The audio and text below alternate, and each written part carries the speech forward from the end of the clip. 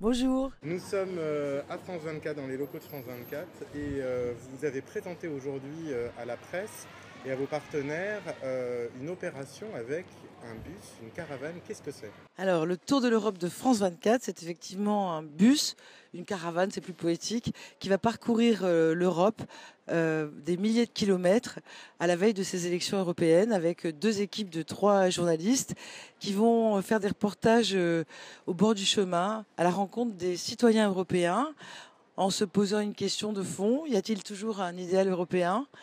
Et en essayant aussi de rendre plus explicites les enjeux de ce scrutin qui est encore malheureusement un peu méconnu des citoyens européens alors qu'il porte un vrai enjeu politique. On va mettre un peu plus de femmes pour équilibrer. Non, en fait, c'est aussi pour des questions matérielles.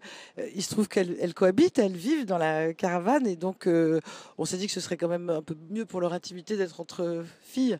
D'accord, donc c'est pas le bus des femmes.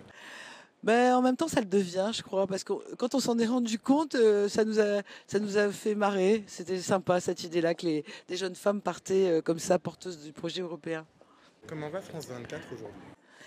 Eh bien, France 24 va bien. On pourrait se dire qu'elle a 7 ans, donc c'est l'âge de raison. Et moi, je leur dis surtout, ne devenez jamais raisonnable.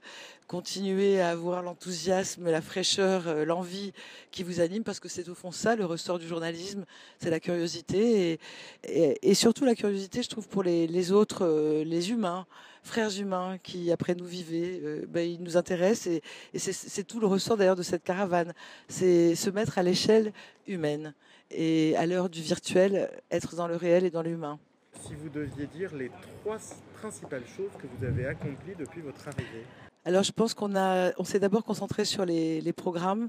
On a lancé de nouvelles émissions, de nouvelles grilles avec cette idée toujours de l'humain, qu'il s'agisse de la caravane, du tour de quelque chose des États-Unis, du Maghreb, de la France, de l'Europe, qu'il s'agisse de billets retour qui nous permet de tourner les caméras vers une ville qui a été meurtrie et qu'on a peut-être un peu vite oublié dans ces faits qui se chassent les uns les autres chaque jour, dans cette amnésie que peut donner aussi la fuite en avant de l'information.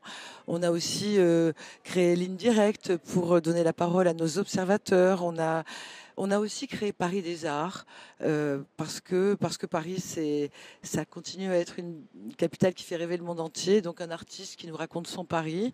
On a aussi créé Actuel pour parler des femmes dans le monde, de celles qui font bouger le monde et des hommes aussi qui les accompagnent dans ce mouvement d'égalité. Et puis sur RFI, on a fait aussi, on a remis la culture au cœur aussi des programmes en affirmant que c'est un format d'info certes, mais les magazines, que c'est beau les magazines, que c'est beau de prendre le temps. Et donc RFI prend le temps de la culture, prend le temps des savoirs. C'est une radio extraordinaire. Et Monte Carlo Doualiya a la particularité d'être probablement la seule radio laïque arabophone. Elle est universaliste, elle est impertinente, elle parle de tout, sans tabou. C'est une radio moderne qui parle arabe. Donc ça, c'était le cœur de. Je veux dire, pour être mondiaux, il faut avoir quelque chose à dire d'abord. C'est le contenu des programmes qui est le moteur. Donc je crois qu'il y avait tellement de talent et d'enthousiasme que ça a été notre première tâche. On a refait nos habillages, on a réajusté nos positionnements, nos logos, nos signatures. Peut-être que vous voyez derrière moi liberté, égalité, actualité. C'est le slogan de France 24 qui s'appelle France, alors allons jusqu'au bout. Et c'est d'ailleurs même pas un détournement de la devise républicaine, c'est une illustration. Parce que nous essayons dans notre travail d'incarner ces valeurs.